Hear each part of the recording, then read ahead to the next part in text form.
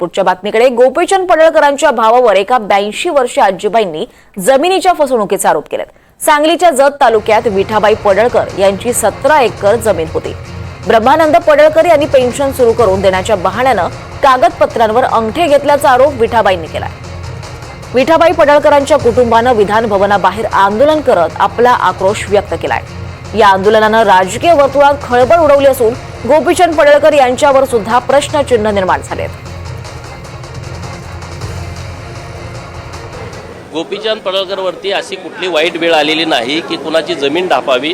गोपीचंद पडळकरच्या भावावरती अशी कुठली वाईट वेळ आलेली नाही की कुणाची तरी जमीन ढापावी।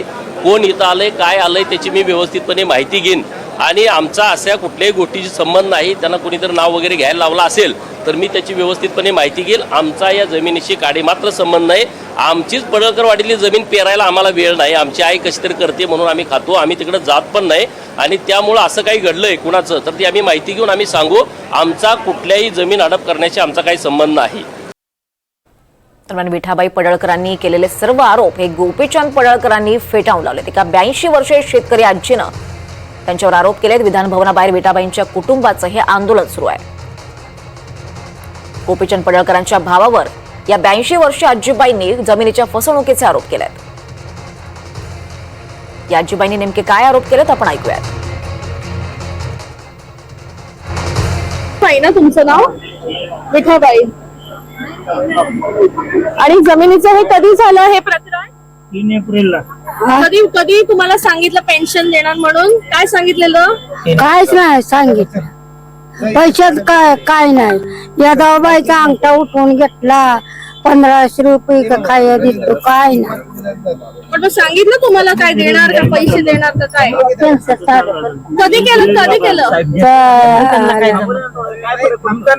तुम्हाला काय त्रास दिला नाही तर 200 मीटर आठवडाभर झालं। आता मुंबईला कधी आलात तुम्ही? सकाळी आलो। सकाळी आलात। हे कोण आहे? हे सगळे कोण आहेत? हे सगळे कोण आहेत?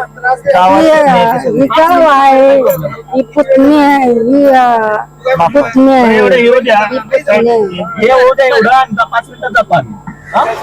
दोन शब्द घेऊ द्या। दादा प्रकरण काय नेमकं? काच खाली घ्या ना कशाला ते काच त्यांना जरा कम्फर्टेबल काच घ्या ना खाली। काच घ्यायला काय प्रॉब्लेम आहे तुम्हाला खाली? काय दादा प्रकरण? दादा तुमचं नाव काय? राजेंद्र पडळकर। नाव काय आणि काय नेमकं प्रकरण आहे? प्रकरण आमच्या आजीला आहे ना 17 एकर जमीन फसवून नावावरती करून घेतलेली आहे।